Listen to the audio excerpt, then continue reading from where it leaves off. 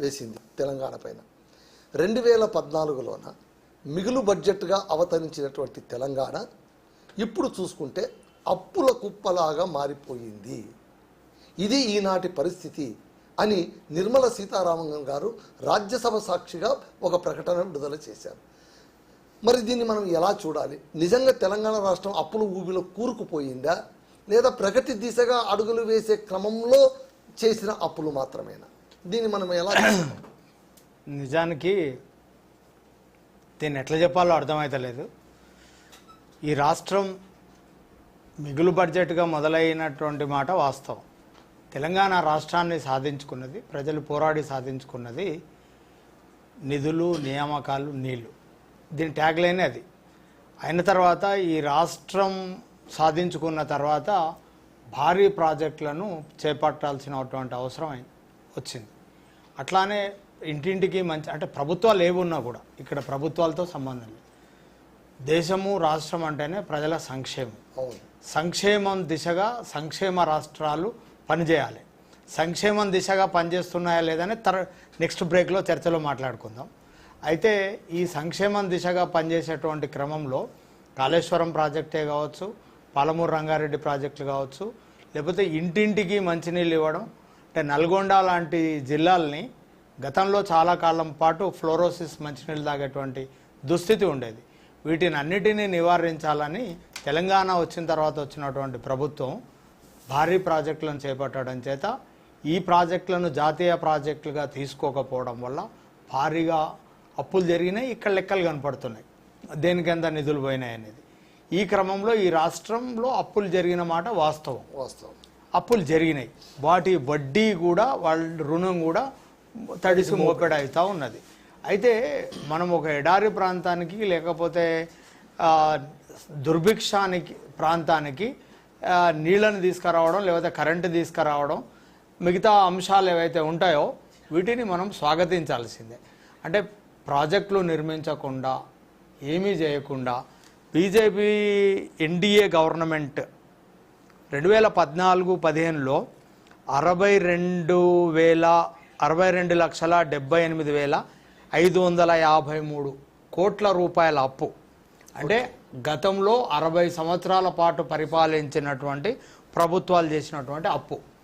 ప్రస్తుతం 25-26కు వచ్చేవరకు 1,91,52,500 కోట్లు దాదాపు ఈ రౌండ్ ఫిగర్కి చేరుకుంటుంది.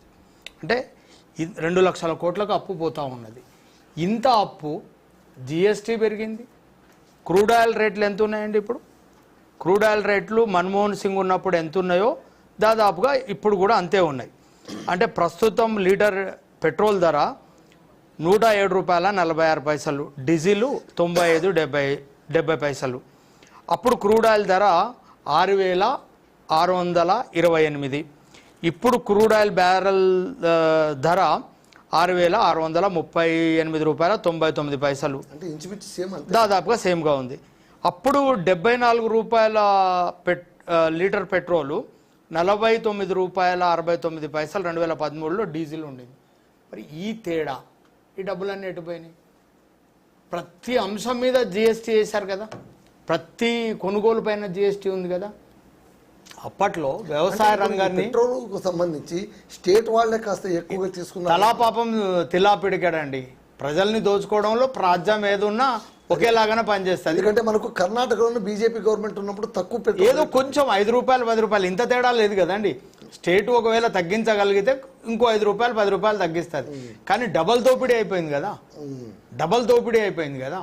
అవి పక్కన పెడితే జిఎస్టీ రూపంలో వస్తున్నటువంటి ఆదాయం ఎంత, టోల్ ట్యాక్సుల ద్వారా వస్తున్నటువంటి ఆదాయం ఎంత, అట్లానే వ్యవసాయ రంగానికి ఇస్తున్నటువంటి ఇన్పుట్ సబ్సిడీలు లేకుండా పోయినాయి.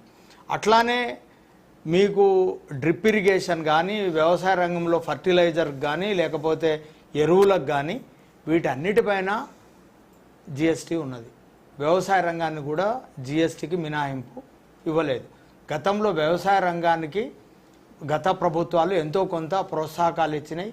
వ్యవసాయ రంగాన్ని కనీసం బడ్జెట్లో కూడా పెట్టేటోళ్ళు. వ్యవసాయ రంగానికి పెద్దపీట అని మనం చదివేటోళ్ళు. రక్షణ తర్వాత వ్యవసాయ రంగం ఉండేది. ఈ దేశంలో ఎట్లాంటి భారీ ప్రాజెక్టుల నిర్మాణం జరగలేదు, దేశ ప్రజల ఆర్థిక స్థితిగతుల్ని మార్చడానికి కోసం జరగాల్సినటువంటి ప్రయత్నాలు జరగడం లేదు, భారీ పరిశ్రమలు రాలేదు, భారీ సాగునీటి ప్రాజెక్టులు రాలేదు. ఇంత 2 లక్షల కోట్ల అప్పు ఎట్లా పెరిగిపోతుందండి? ఇంత భారీ ఎత్తున అప్పులు పెంచినటువంటి ఈ ప్రభుత్వాలు గతంలో ఉన్నటువంటి 60 సంవత్సరాలుగా చేసినటువంటి అప్పు ఎంత, ఇప్పుడు ఉన్నటువంటి అప్పు ఎంత? వీటిని మనం గమనంలోకి తీసుకోకుండా కేవలం FRBM పరిమితికి లోబడే గత ప్రభుత్వమైనా ఇప్పటి ప్రభుత్వమైనా అప్పులు చేస్తే, ఆ పరిమితులకు లోబడే అప్పులు చేస్తాయి.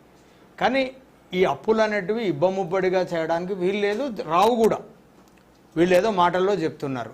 అట్లానే మీరు తెలంగాణ, ఆంధ్ర, అట్లానే మిగతా ఉత్తరాది రాష్ట్రాలకు మీరు ఇస్తున్నటువంటి బడ్జెట్ ఎంత, ఇక్కడి నుంచి మనం ఇస్తున్నది ఎంత అనేటువంటి లెక్కలు కూడా తేలాలి.